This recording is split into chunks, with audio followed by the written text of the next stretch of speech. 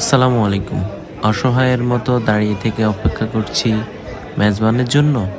কি মনে হচ্ছে? আসলে ব্যাপারটা তা নয়। আমি চলে গেলাম পুরান ঢাকার হানিফ বিরিয়ানি খেতে। আর অনেক ভিড় সামলে ভিতরে প্রবেশ করলাম।